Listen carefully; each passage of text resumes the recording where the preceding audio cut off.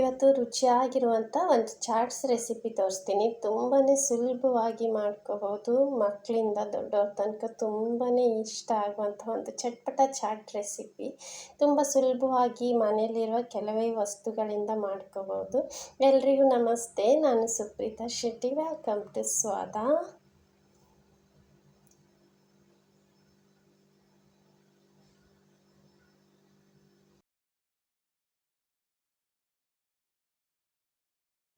ಮೊದಲಿಗೆ ನಾನಿಲ್ಲಿ ಅಲಸಂದೆ ಕಾಳು ತೊಗೊಂಡಿದ್ದೀನಿ.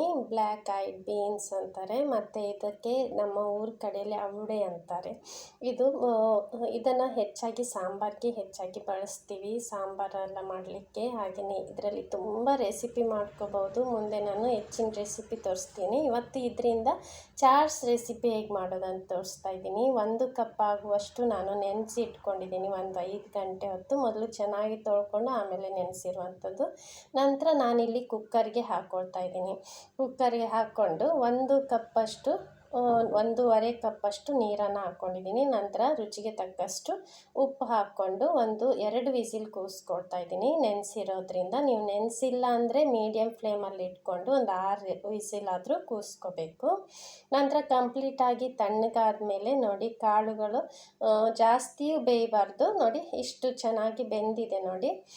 ನಂತರ ಇದರಲ್ಲಿ ಸ್ವಲ್ಪ ಭಾಗ, ಒಂದು 1/4 ಭಾಗದಷ್ಟು ಕಾಳುಗಳನ್ನು ತಗೊಂಡು ನಾನು ಮಿಕ್ಸಿ ಜಾರ್ಗೆ ಹಾಕ್ಕೊಳ್ತಾ ಇದ್ದೀನಿ. ಉಳಿದಿರೋದನ್ನು ಸೈಡ್ ಇಟ್ಕೊಳ್ತಾ ಇದ್ದೀನಿ.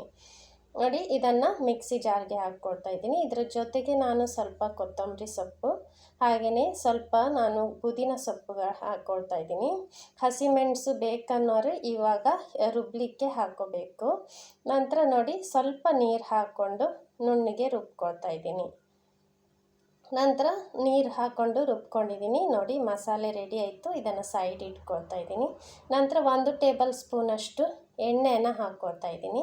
ಅದಕ್ಕೆ ಸಣ್ಣದಾಗಿ ಹೆಚ್ಚಿರುವಂತಹ ಈರುಳ್ಳಿಯನ್ನು ಹಾಕ್ಕೊಂಡು ಮೀಡಿಯಮ್ ಫ್ಲೇಮಲ್ಲಿ ಚೆನ್ನಾಗಿ ಹುರ್ಕೋಬೇಕು. ಜಾಸ್ತಿ ಕಲರ್ ಚೇಂಜ್ ಆಗಬೇಕಂತೆಲ್ಲ, ಲೈಟಾಗಿ ಸ್ವಲ್ಪ ಬಣ್ಣ ಬದಲಾದರೆ ಸಾಕು. ನೋಡಿ, ನಂತರ ಇದಕ್ಕೆ ನಾನು ಜಜ್ಜಿರುವಂತಹ ಶುಂಠಿ ಹಾಕ್ಕೊಳ್ತಾ ಇದ್ದೀನಿ.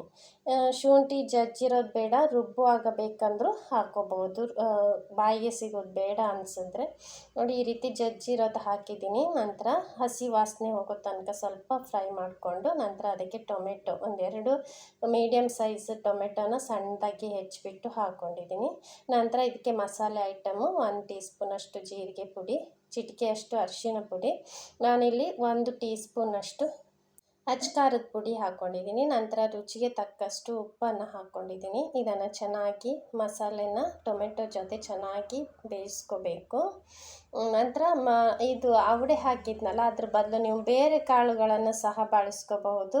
ಕಾಬೂಲ್ ಚನ್ನ ಯಾವುದಾದ್ರೂ ಬಳಸ್ಕೋಬಹುದು, ಯಾವುದೇ ಕಾಳಿಂದ ಸಹ ಮಾಡ್ಕೋಬಹುದು. ನೋಡಿ, ರುಬ್ಬಿರುವ ಮಸಾಲೆನ ಹಾಕ್ಕೊಳ್ತಾ ಇದ್ದೀನಿ. ಇದನ್ನು ಸಹ ಸ್ವಲ್ಪ 1-2 ನಿಮಿಷ ಚೆನ್ನಾಗಿ ಎಣ್ಣೆಯಲ್ಲಿ ಈ ರೀತಿ ಮಿಕ್ಸ್ ಮಾಡ್ಕೋಬೇಕು.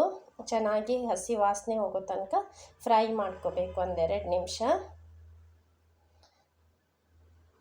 ನೋಡಿ, ನಂತರ ನಾನು ಇದಕ್ಕೆ 1 ಟೇಬಲ್ ಸ್ಪೂನಷ್ಟು ಚಾಟ್ ಮಸಾಲ ಹಾಕ್ಕೊಳ್ತೀನಿ. ಎಕ್ಸ್ಟ್ರಾ ಬೇಕಂದರೆ ಹಾಕ್ಕೊಳ್ಳಿ, ತುಂಬಾ ರುಚಿ ಕೊಡುತ್ತೆ ಚಾಟ್ ಮಸಾಲ. ನಂತರ ಇದನ್ನು ಚೆನ್ನಾಗಿ ಮಿಕ್ಸ್ ಮಾಡಿಕೊಂಡು ನಂತರ ಇದಕ್ಕೆ ಬೇಯಿಸಿರುವಂಥ ಉಳಿದಿರುವ ಕಾಳುಗಳನ್ನು ಹಾಕ್ಕೊಳ್ತಾ ಇದ್ದೀನಿ ನಾನು. ನಂತರ ಚೆನ್ನಾಗಿ ಅದನ್ನು ಮಿಕ್ಸ್ ಮಾಡ್ಕೋಬೇಕು. ತಿಕ್ನೆಸ್ ನೋಡ್ಕೊಳ್ಳಿ. ಎಕ್ಸ್ಟ್ರಾ ನೀರು ಬೇಕಂದ್ರೆ, ಜಾಸ್ತಿ ತಿಕ್ಕಾಗಿದ್ದರೆ ಎಕ್ಸ್ಟ್ರಾ ನೀರು ಬೇಕಂದರೆ ಹಾಕ್ಕೊಳ್ಳಿ. ಇದು ಕರೆಕ್ಟಾಗಿರುವಂಥ ಮೆಷರ್ಮೆಂಟು. ನಾನು ಎಕ್ಸ್ಟ್ರಾ ನೀರೇನು ಹಾಕ್ಕೊಂಡಿಲ್ಲ. ನೋಡಿ, ಚೆನ್ನಾಗಿ ಅದನ್ನು ಮಿಕ್ಸ್ ಮಾಡ್ಕೋಬೇಕು. ತುಂಬಾ ರುಚಿಯಾಗಿರುತ್ತೆ. ನೀವು ಇದಕ್ಕೆ ಬಟಾಣಿ ಕಾಳುಗಳನ್ನು ಹಾಕ್ಕೋಬೋದು, ಬೇರೆ ಯಾವ ಕಾಳುಗಳನ್ನು ಹಾಕ್ಕೋಬೋದು. ನಂತರ ನಾನಿಲ್ಲಿ 2-3 ನಿಮಿಷ ಚೆನ್ನಾಗಿ ಕುದಿಸ್ಕೊಳ್ತಾ ಇದ್ದೀನಿ. ನಂತರ ಕೊನೆಯದಾಗಿ ಇದಕ್ಕೆ ನಾನು ಅರ್ಧ ಲಿಂಬೆಹಣ್ಣಿನ ರಸ ಹಾಕ್ಕೊಳ್ತಾ ಇದ್ದೀನಿ. ನಂತರ ಫ್ಲೇಮ್ ಆಫ್ ಮಾಡಿಬಿಟ್ಟು ಚೆನ್ನಾಗಿ ಒಮ್ಮೆ ಮಿಕ್ಸ್ ಮಾಡಿಕೊಳ್ಳಿ. ನಂತರ ಇದನ್ನು ಸರ್ವ್ ಮಾಡ್ಕೊಳ್ಳೋವಾಗ ಮೊದಲು ನಾವು ಮಾಡಿರುವಂತಹ ಮಸಾಲೆ ಗ್ರೇವಿ ಏನಿದೆ ಅದನ್ನು ಹಾಕ್ಕೋಬೇಕು. ನಂತರ ಈರುಳ್ಳಿನ ಸಣ್ಣದಾಗಿ ಹೆಚ್ಚಿಬಿಟ್ಟು ಹಾಕ್ಕೋಬೇಕು. ನಂತರ ಸ್ವಲ್ಪ ಟೊಮೆಟೊನ ಮೇಲ್ಗಡೆಯಿಂದ ಹಾಕ್ಕೊಳ್ತಾ ಇದ್ದೀನಿ. ತುರಿದಿರುವಂಥ ಕ್ಯಾರೆಟ್ ಹಾಕ್ಕೊಳ್ತಾ ಇದ್ದೀನಿ. ನಂತರ ಸ್ವಲ್ಪ ಕೊತ್ತಂಬರಿ ಸೊಪ್ಪು, ನಂತರ ಮೇಲ್ಗಡೆಯಿಂದ ಶೇವ್ ಹಾಕಿ ಸರ್ವ್ ಮಾಡ್ತಾಯಿದ್ದೀನಿ. ತುಂಬಾ ರುಚಿಯಾಗಿರುತ್ತೆ. ಮಕ್ಕಳಿಗಂತೂ ತುಂಬಾ ಇಷ್ಟ ಆಗುತ್ತೆ. ಇದ್ದರೆ ಖಂಡಿತವಾಗಿ ಈ ರುಚಿಯಾದ ರೆಸಿಪಿನ ಟ್ರೈ ಮಾಡಿ ನೋಡಿ. Thank you so much for watching.